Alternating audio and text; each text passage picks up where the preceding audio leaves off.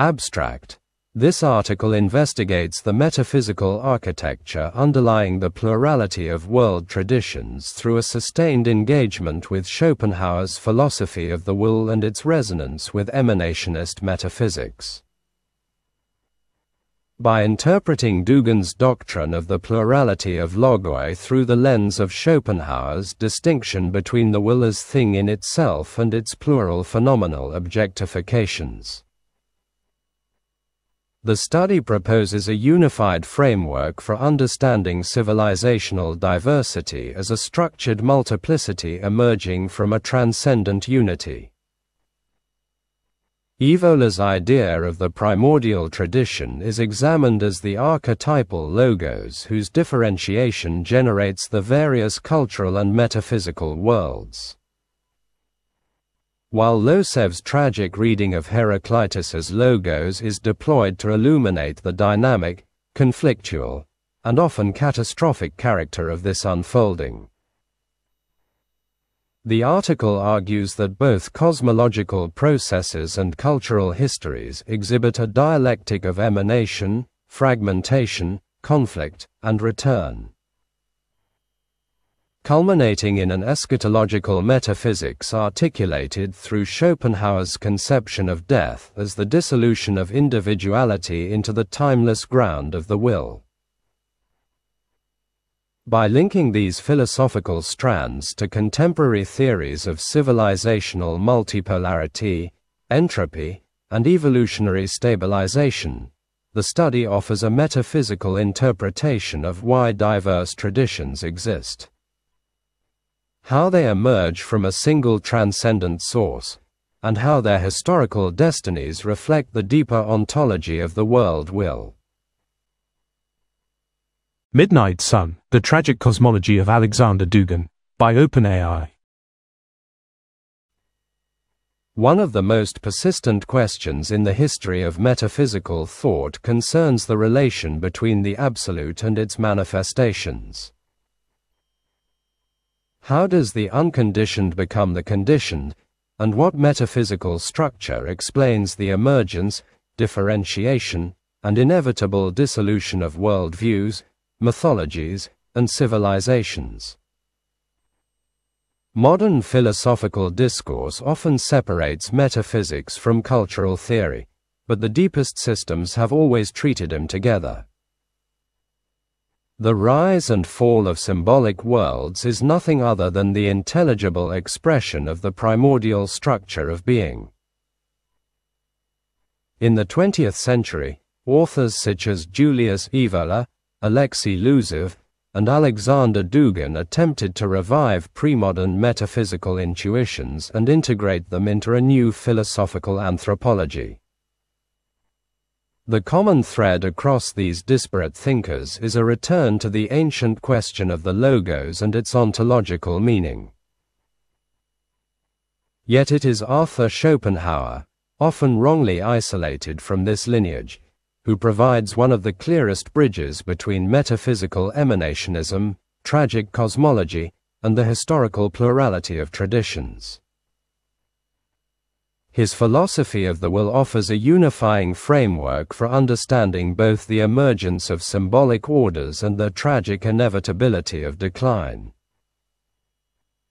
The purpose of this essay is to demonstrate how Schopenhauer's philosophy, when interpreted through the lineage of emanationist metaphysics from Neoplatonism to Kabbalah and read alongside Losev's reconstruction of the Heraclitean logos, becomes a conceptual key for interpreting the multiplicity of cultural logoi in Dugin's fourth political theory and the hierarchical structure of tradition in Evola's notion of the primordial tradition. Schopenhauer allows these systems to be understood as expressions of a single metaphysical grammar. The manifestation of the eternal will through finite symbolic forms that are doomed to perish precisely because they are finite. Their tragic finitude is not a flaw but the structural condition under which the absolute expresses itself in time. The origin of this metaphysical grammar lies in ancient philosophy, particularly in Heraclitus. For Heraclitus, the logos is not a rational schema imposed upon the world, but the fiery law of transformation that constitutes the world's very being. The logos is the principle of unity. Through strife, the tension by which opposites generate each other. Alexei Luzev famously insisted that Heraclitus' images are neither mythical nor abstractly philosophical. They belong to symbolic realism, a mode of thought in which the symbol does not merely represent reality but embodies it. Luzev argues that Heraclitus' logos arises precisely through the destruction of anthropomorphic mythology. The gods of Olympus, with their serene human forms, are demolished by the philosopher's insistence on absolute anti-anthropomorphism. Heraclitus does not deny the existence of gods, but he strips them of anthropomorphic stability. They too are subjected to the fiery logos, to conflict, death, and rebirth. Even the gods, Luzev writes, carry the mark of tragic origin and tragic fate, for they too were born from the primordial chaos of war and will perish back into it. This tragic dimension of the Heraclitean logos anticipates Schopenhauer's conception of the will as a blind, ceaseless striving that objectifies itself in finite forms. For Schopenhauer, the will's manifestations, the ideas in the Platonic sense, appear within time, space, and causality, which he calls the principium individuationis. Even the highest gods of ancient myth belong to these forms of appearance. They are symbolic objectifications of universal archetypes. Their mortality is not an aberration but a metaphysical necessity. As Schopenhauer writes, beginning and end only concern the individual through time, the form of the phenomenon for the idea. The gods perish because they belong to time. And time is nothing other than the form through which the will presents its multiplicity. Schopenhauer's philosophy thus dovetails with the emanationist tradition that stretches from Plotinus and Proclus through the Kabbalistic doctrine of the Sephiro. The one of Neoplatonism, the ion of Kabbalah, and Schopenhauer's will all express an unconditioned unity that manifests itself through hierarchical differentiations. The emanated levels, nous, world soul, the Sephirotic tree, or Schopenhauer's Platonic ideas, are not independent substances but graded expressions of the same underlying principle. Schopenhauer's metaphysics, however, adds a crucial tragic dimension absent from earlier emanationisms. The will is not a benign overflowing of perfection but a restless, suffering striving. Its manifestations are inherently conflictual, doomed to dissolution. This tragic metaphysics corresponds directly to the Heraclitean cosmology reconstructed by Luzev, in which even divine forms bear the mark of internal war. Emanationist metaphysics offers a structural model for understanding how cultural worlds arise and decline. For Evola, the primordial tradition is not a historical beginning located in a remote past, but a metaphysical axis around which all traditional civilizations are organized. Traditions do not evolve randomly. They unfold, degrade, and collapse according to the degree to which they remain aligned with or deviate from this primordial vertical principle. Evola thus interprets religious and civilizational decline as a metaphysical process of increasing distance from the original logos. When the symbolic forms of a civilization lose contact with the metaphysical axis, entropy sets in. differentiation becomes fragmentation, hierarchy becomes dissolution, and the sacred becomes desacralized. This entropic model has a metaphysical analogue in Schopenhauer. Cultural forms are objectifications of the will, but objectification occurs under the conditions of individuation, finitude, and suffering. The will expresses itself through symbolic worlds, but these worlds are inevitably torn by internal contradiction because the will itself is contradiction. The will's manifestations cannot remain stable. They must decay, collapse, and be replaced by new configurations. Thus, Schopenhauer provides the metaphysical justification for Evola's cyclical view of history. Every tradition is doomed not because it fails morally, but because its finite form cannot contain the infinite striving that brought it into being.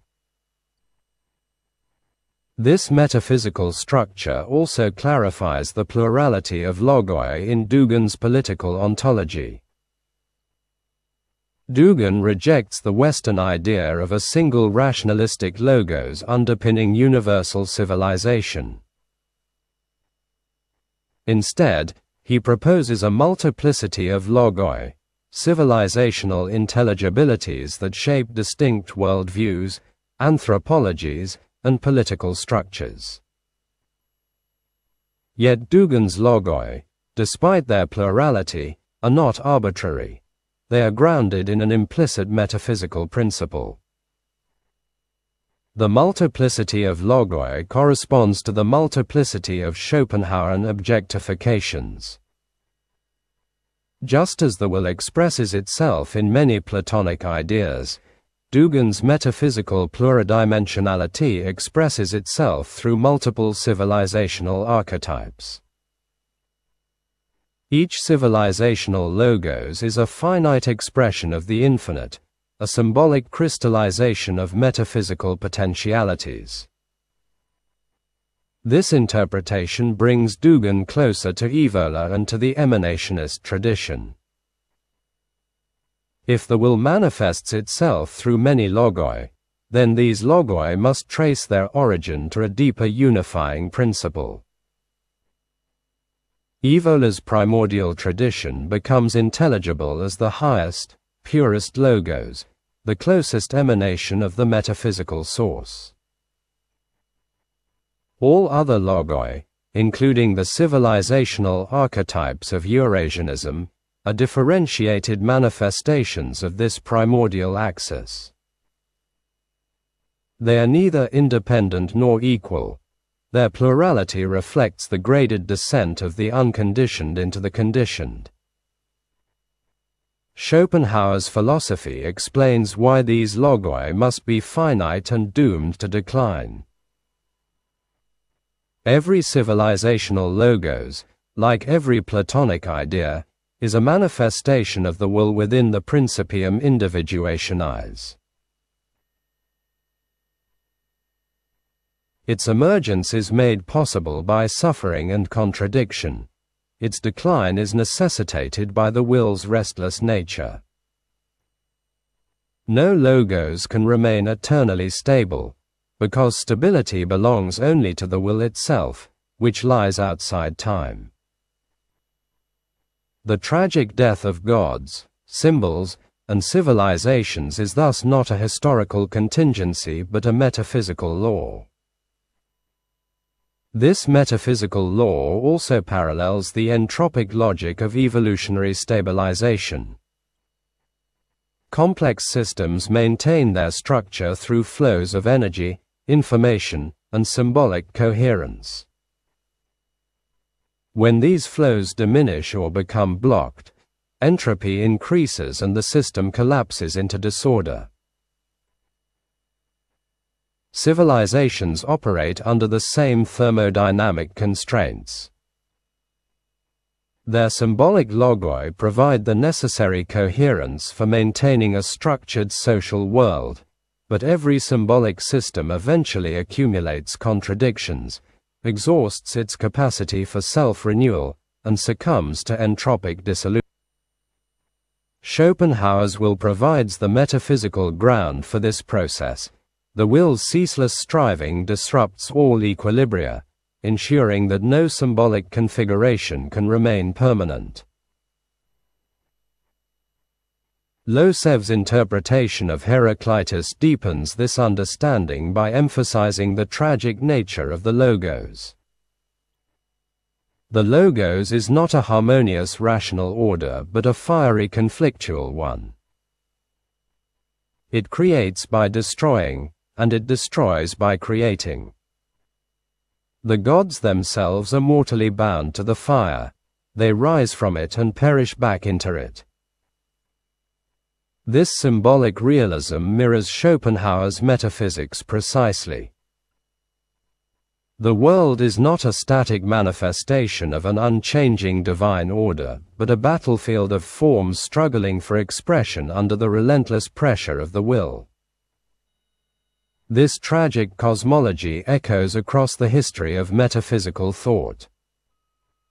In Gnosticism and Kabbalah, creation arises from rupture, contraction, and fragmentation.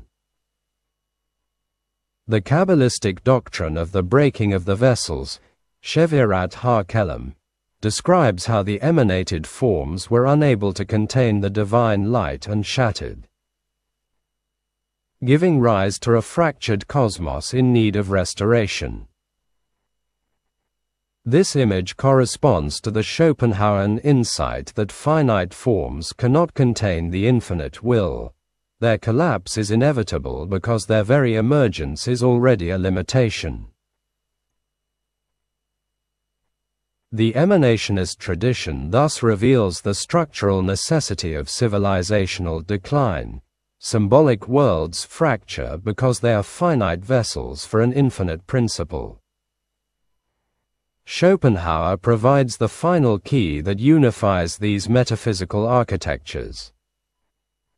His reflections on death, life, and the will illuminate the true meaning of the tragic doom of gods and civilizations. He insists that life is inseparable from the will to live, and that the present is the only true form of life. Death, however terrifying it appears from within time, has no power over the will itself, which lies outside time. Death is merely the dissolution of a phenomenal configuration, analogous to the setting of the sun. The sun appears to vanish at dusk, swallowed by night, but in reality it continues to burn without interruption, casting light upon new worlds. Beginning and end pertain only to individuals, not to the will. The will is always rising and always setting, always generating new forms as others pass away. Schopenhauer describes a man who fully realizes this truth. Such a man, he writes, would stand, with firm-knit bones on the well-rounded, enduring earth, unafraid of death, because he recognizes it as an illusion produced by the principium individuationis. He would regard the endless past and future in which he does not exist as the delusions of Maya. Such a man would no more fear death than the sun fears the night. Schopenhauer invokes the Bhagavad Gita, where Krishna instructs Arjuna to transcend fear by recognizing the immortality of the underlying principle behind phenomenal beings. The death of thousands cannot frighten one who understands that the eternal continues beneath the flux of forms. This Schopenhauerian vision reveals the deeper meaning of the doom of gods, traditions, and civilizations. Their disappearance is not a metaphysical catastrophe but an essential aspect of the Absolute's self-revelation. Every symbolic world is a phenomenal configuration of the will, and its collapse is the clearing of space for new configurations. The death of the gods is not the death of metaphysical reality but its renewal. The fiery logos continues to burn beneath every sunset of civilization, generating new dawns and new worlds.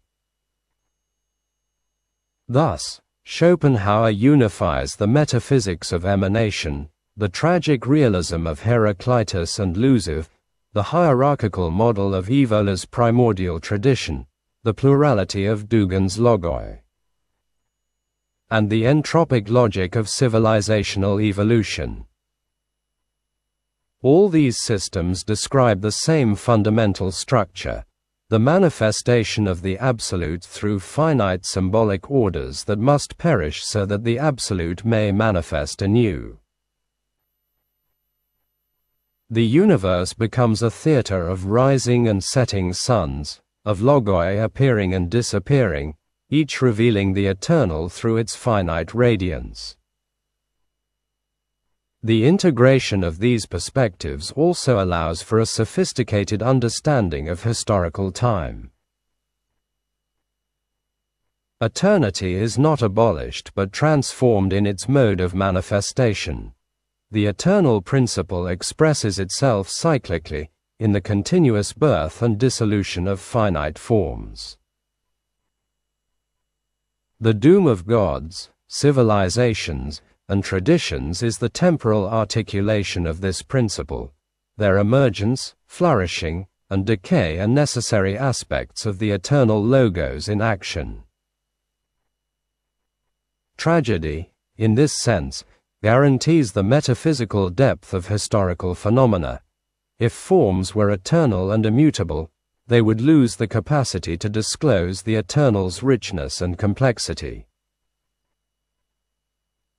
Their finitude renders them intelligible as symbolic embodiments of a principle that transcends temporality, allowing human consciousness to apprehend both meaning and mortality simultaneously. From the civilizational perspective, the multiplicity of logoi represents not a chaotic proliferation but a structurally necessary diversity, each form of culture being a temporal and symbolic instantiation of intelligible order. Dugin's theory of the plurality of logoi thus resonates with both Schopenhauer and Luciv. It acknowledges the ontological and symbolic inevitability of divergence, tension, and transformation. Civilizations emerge, articulate metaphysical and symbolic principles, and decline, yet in their finitude, they manifest the eternal logos.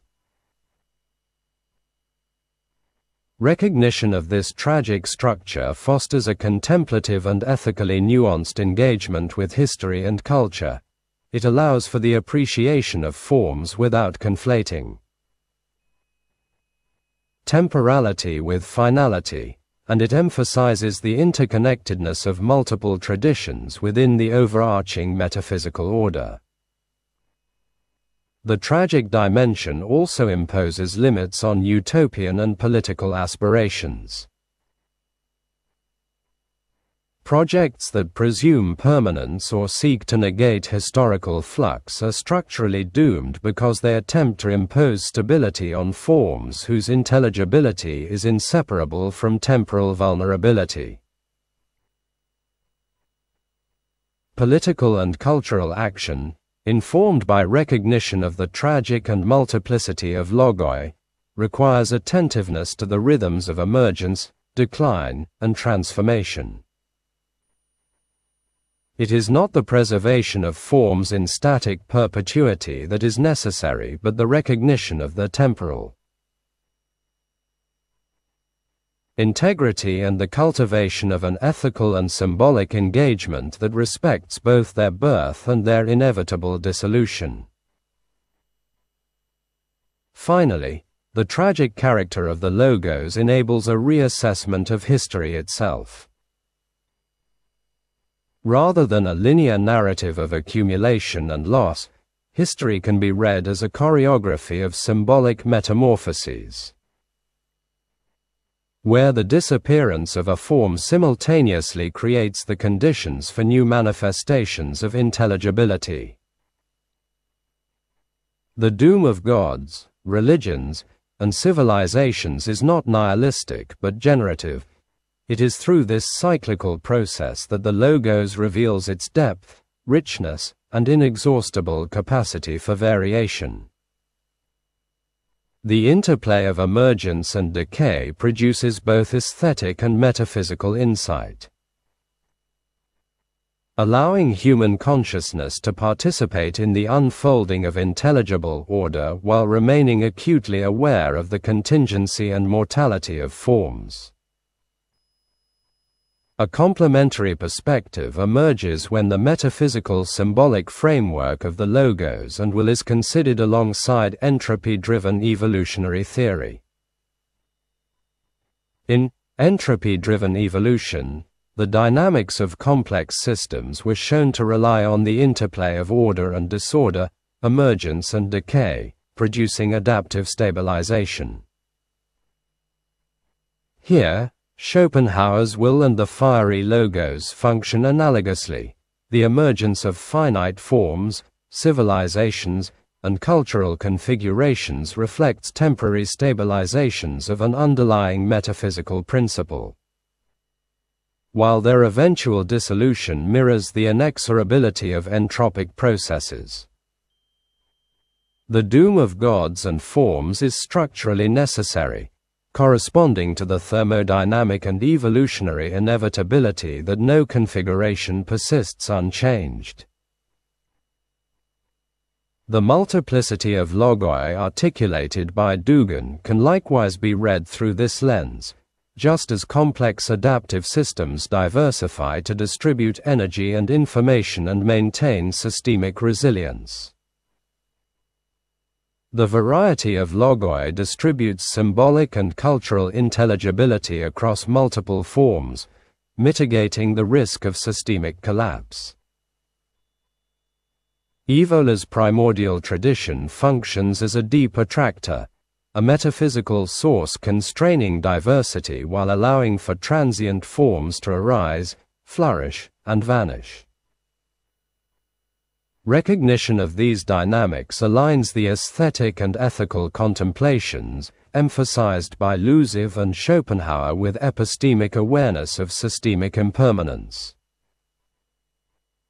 revealing a profound resonance between metaphysical insight and entropy-driven principles of emergence, stability, and transformation. Tragedy, in this interdisciplinary perspective, emerges as both metaphysical and systemic. Impermanence, mortality, and decay are not failures but the necessary conditions for intelligibility, stability, and depth. Civilizations and traditions, like complex systems, manifest the eternal through finite, ephemeral configurations. Understanding the interplay between emergence and dissolution allows for both philosophical contemplation and historical analysis. It cultivates the capacity to perceive meaning within temporality, recognizing that decay and death are rather than destructive, elements of intelligible form. Through this lens, metaphysical, aesthetic, and systemic approaches converge, offering a unified framework for understanding the tragic, generative, and emergent character of both cosmic and civilizational processes. The emergence of finite forms, whether gods, civilizations, or traditions, is inseparable from their mortality. Their intelligibility is inseparable from their vulnerability. Tragedy is structural. It defines the mode through which the eternal principle manifests, whether in metaphysical, symbolic, or systemic terms. Recognition of this tragic architecture of being allows for contemplative, ethical, and historically informed engagement with multiplicity, acknowledging both the differentiation of forms and the unifying source from which they emanate. The doom of gods, religions, and civilizations is simultaneously a revelation of intelligibility, a precondition for depth, and a reflection of the universal principles governing both metaphysical and material reality. The ultimate message is neither pessimistic nor optimistic but metaphysically sober. Civilizations collapse, gods die, languages vanish, and symbolic orders fragment. But the principle that generates them, whether called will, one, logos, or primordial tradition, remains untouched. Every civilizational dusk is followed by a metaphysical dawn. The will burns without cessation, bringing new days to new worlds. The fiery logos is always rising and always setting. And the tragic death of forms is the condition under which the eternal reveals itself in time.